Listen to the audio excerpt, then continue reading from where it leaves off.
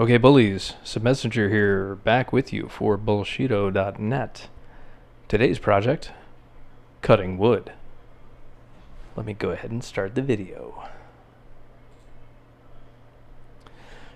So, this is take number 8, now with less and ums, and I have a little bit of a script to go off of.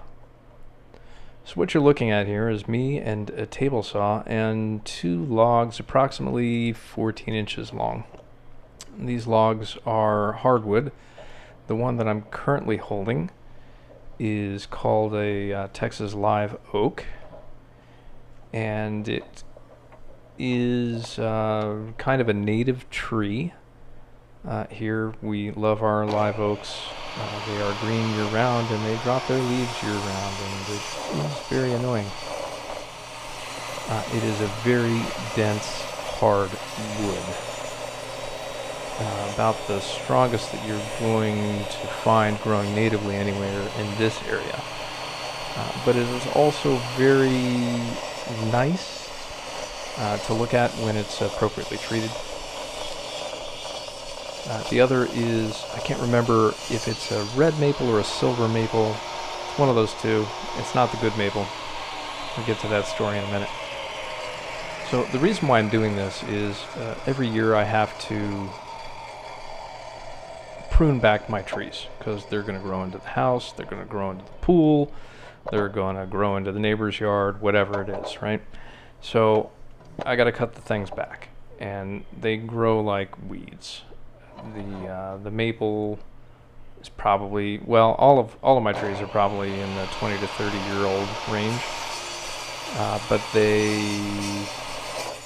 let's see, maple I think will live to be 80 or 90 maybe.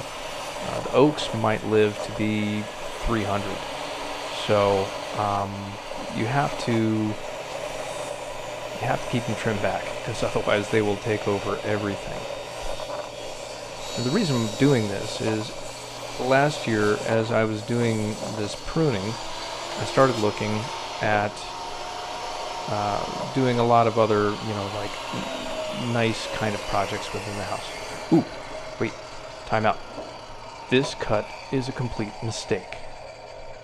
I was not paying attention to what I was doing, and instead of cutting the bark side, I cut the flat side. So I ended up with a nice piece of 3/4 inch oak that I have no idea what I'm going to do with. I'm not sure if I'm going to trash it or try and turn it into something, whatever. So that cut was a complete mistake. Which brings me to my next point.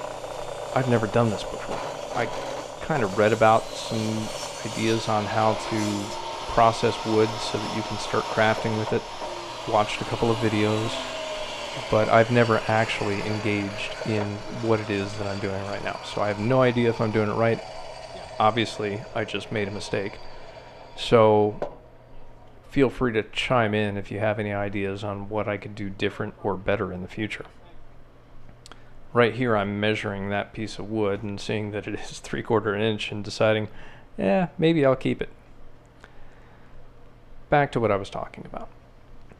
So you have to trim these trees, and so I ended up with all this hardwood in the backyard, which I intended to just throw in our little chimenea, but the bottom busted out of that because it got all wet and the clay wasn't properly cured or healed or whatever, and so the bottom just fell out. So I don't have a chimenea anymore, so I've just got a bunch of wood.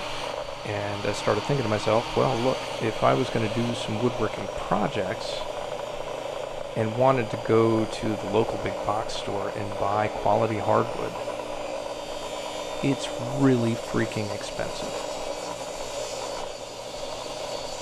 On the other hand, I've got piles of the stuff in my backyard for free, basically an endless supply. So I started looking into what I could do to turn this wood into something useful other than just carbon emissions. Around the same time, I needed to get a gift for someone. And I have this buddy who was recently retired from the Navy, But he's been running this side gig for several years where he makes custom pens. Some of you may recall many months back that I said somewhere on the forums that I had ordered some custom pens from this guy. So one was the gift, and I said, well, you know, make something for me too. My only requirement is that it be a fountain pen. So he went and made 3 really nice pens for me. One was the gift. It's perfect, exactly the specs. And the other 2, you know, I said, hey, just, you know, you're the artist here. Do what you feel. So what he did for me is he had a private cache of wood. Well, I guess he's got several private caches of wood, but the particular cache that he used for me was wood from the quarterdeck of the USS Missouri, which was a battleship in World War II. I believe it is now a museum in Pearl Harbor, I think. Don't quote me on that. So anyway, I guess, you know, they had to change out the wood at some point or whatever, and he managed to get his hands on some of it, and so he turned those into a couple of pens for me, which are really awesome. I'll throw up the pictures some point around here. I may have already done it, so that you can see. There's also a picture or 2 on the forum, I think. At any rate, so the wood that I'm cutting here is a Texas live oak, as I mentioned. It's a really dense, thick, hard, heavy, strong piece of wood. The other piece that you see over there is either a red or a silver maple. I'm not sure which. I never remember. I always have to look it up. It's not the good one. You may recall at some point also last year on the forums, I decided that I was going to tap that tree and try and sugar it into maple syrup. And I did. I got about a gallon of sap out of the tree. Comes out, looks just like cloudy water. Kind of pass it through a filter a couple times, throw it on the stove, boil it down. So that gallon turned into about 3 tablespoons of quite flavorless but quite sweet syrup. The tree that you want to use for that, I guess, is called a sugar maple, I guess for good reason, which for, you know, whatever the chemistry of the tree is or whatever, it has a much higher yield, and I guess that's where the maple flavor that everyone knows comes from. So I've just finished cutting up the oak. I'm going to show off these pieces here. They're all about 3/4 slices, and then there's that 3/4 mistake. I'm just taking those over to the trash pile. I also have some teak furniture in the backyard that is just kind of at the end of its life, so I intend to chop some of that up and also send that along with this little package to my friend. So let's talk about what I'm doing here. In order for you to be able to do any kind of quality woodworking with wood, the wood needs to be dried out. So the wood is full of water, right? We call that sap, and you know, the sap has, you know, nutrients and other stuff in it as well, but it's like 99.9% water. What happens is, as that water exits the wood, depending on how it exits the wood, it's going to cause the wood to warp and deform, and that, you know, can make it structurally unsound, or it can make it just really ugly and not worth doing anything except for burning with. So for decorative woodworking, what you want to do is get your cuts down to a manageable size that you can stack and dry. And, you know, drying may take anywhere from, you know, months to years.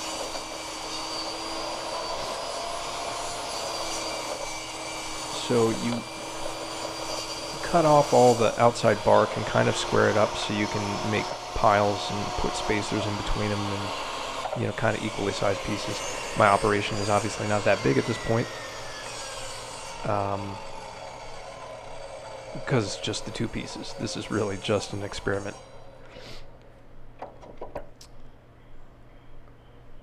There are some things that I definitely could have done differently here.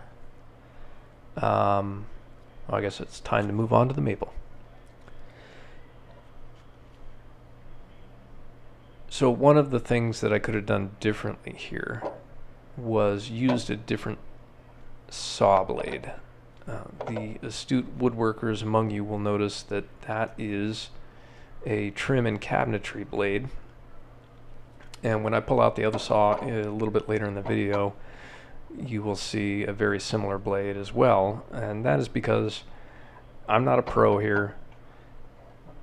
Most of the woodworking that I do is finish woodworking, so that's trim and cabinetry and stuff like that. When I'm doing, you know, little remodel projects inside the house, or maybe building a little cabinet or something like that. So I, you know, took the fast cut blades off of my saws, and I have these more expensive fine cut blades on there. You just got to be careful with them because they're more expensive, and they're a little bit more difficult to work with for doing stuff like this.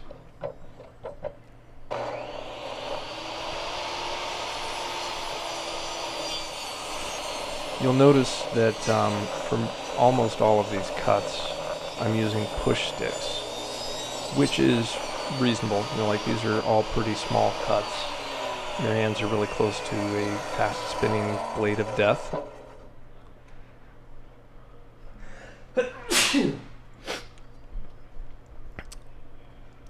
But another thing that you may not notice, which is another big safety thing, is anytime I'm making these cuts, I'm standing out of the line of fire. So if you just kind of imagine that red cover there, the length of that from the front of the saw to the back, that's the line of fire. And what happens is as you're cutting wood, it can start to bind up between the blade and the fence, and if it gets free, it may shoot out of there like a bullet.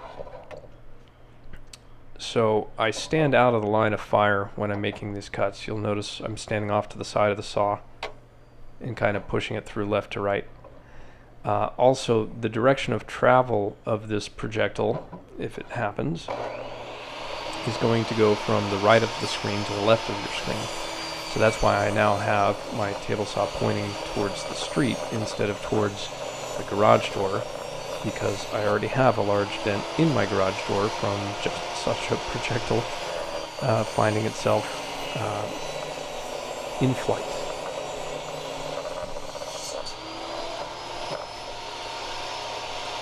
Now, this maple is, I think I mentioned it's still very wet, which is surprising to me because I cut all of these branches at the same time. Like on the same day, literally. And, you know, the maple is, I guess, a softer wood, has much more porous or whatever. So it still has a lot of water in there. And so the cuts that I was getting off this blade were dirtier than I expected for, you know, such a high-grade blade. They were getting a little chowdered up in some places and binding a little bit. You can see I'm kind of having a fight with it right about here to get it to even go through.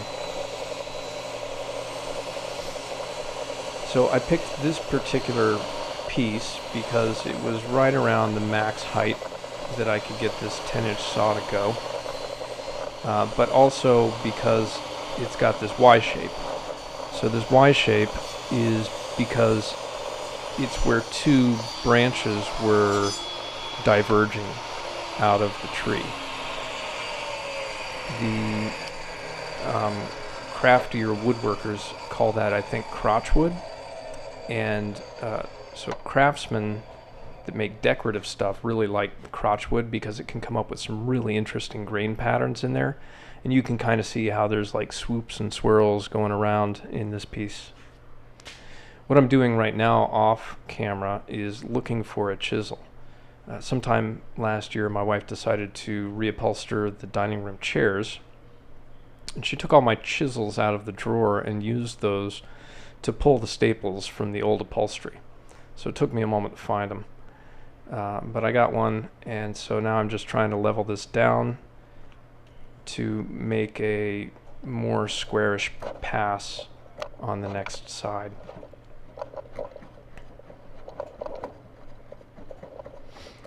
See all that nasty brown stuff on the end there? That's mildew due to how wet this wood is. When I initially cut these limbs, I had no idea that I was going to be doing anything like this with them. So what you should do if you intend to be doing woodworking instead of polluting the atmosphere with your wood is, once you make the cut, you need to seal the cut edges. So that would be, along the length, the two ends. The reason why you do that is because the fibers of the wood, like the cells, grow lengthwise along the wood. And when you make a cross cut like that, you're fracturing fibers. That lets the water out to one side, and the quick evaporation of that amount of water can cause bowing and splitting at the ends. And in a little bit here, you'll see that on the oak piece, which is sitting off to the side, I did actually have some splitting on there that I needed to cut off. I'll point that out when we get to it.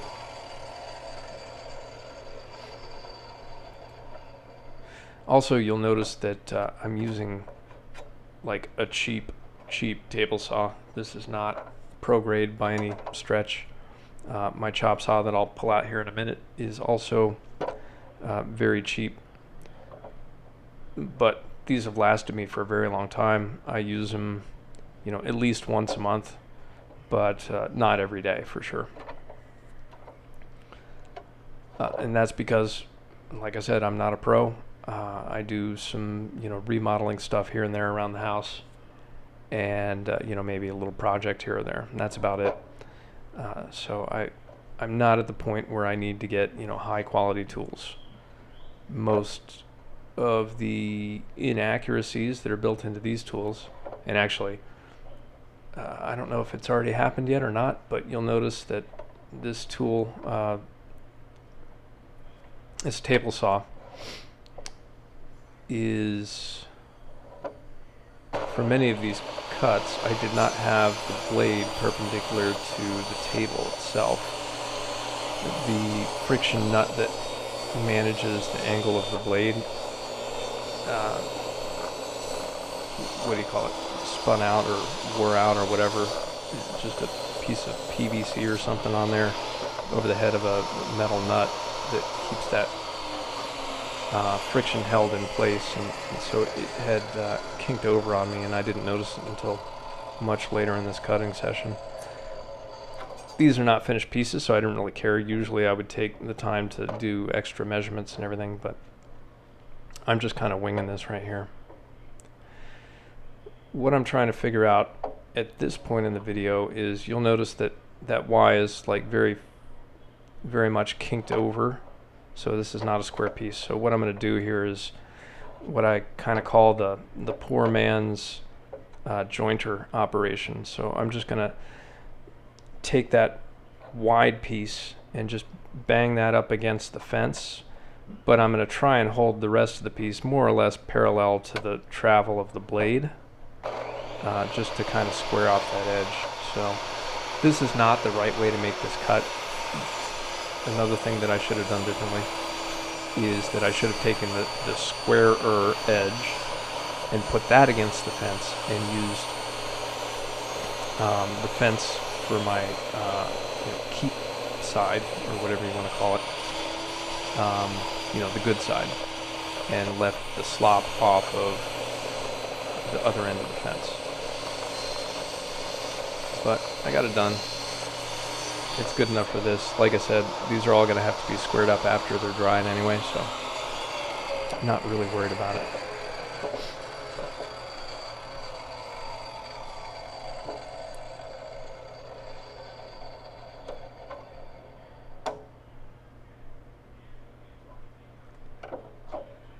So I apologize if there's a lot of reverb on this particular audio. I'm recording this in my office, and I keep meaning to build some sound panels and put them up, or soundproofing panels, sound dampening panels, I guess. I have all the materials out in the garage. It's a project for another day. So maybe I'll do a video on that as well. But if you hear any kind of excessive reverb in this, that is why. I basically have glass and bare walls in here.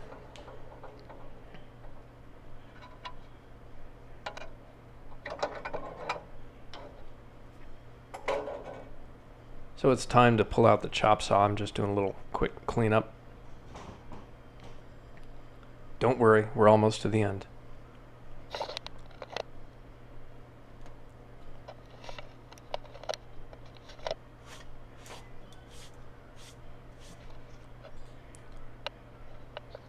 While that's going on, I'm just reviewing my notes because I did this ad hoc, ad lib, whatever, like I said, 7 times or so before this particular recording, so I was just kind of making it up as I went along. This time I went ahead and made some notes, and that's why there's a lot less and also why I've kind of run out of things to say, because I've hit everything that I wanted to talk about so far. Okay, so here's the maple. I'm going to cut this end off, and you'll see one of the problems with not sealing the ends is all that mildew. It kind of really gets in there. So I don't know if that's going to bleach out over time or anything, or if this will even be a usable piece of wood. Let's see if I give you a close-up here in a second. Yeah, see, that's kind of nasty on those end grains there, so hopefully that cleans up. All right, this end of the oak is where it's split, and I can already see it split on the far end, but I'm cutting it off. I'm going to pick it up really quick here, and I see that it's split. I'm like, I'll deal with that in a second. Yep, see, it's split. So looking for a square edge there. Because my table saw was not squared. Okay, that end's pretty good. It's, you know, not centered where I would like it to be, but, you know, you gotta work with what you got. So I think it'll still turn out to be something nice, hopefully. Now I'm just gonna chop off a little bit more where it's split out. And at some point I need to go out and seal those ends up, so that it can continue to dry in the appropriate fashion. I neglected to do that before I came in here to record this audio and eat dinner and take the kids where they needed to go, etc., etc. So that's about it for this video. I think I'm going to give you one more shot of what these things look like. Pretty ugly, but there is beauty underneath. So hopefully we will be able to, well, not we, hopefully my buddy will be able to unlock that beauty and turn these things into something really valuable. If so, he may have an endless supply. Thanks for watching the video. We'll see you on the forums.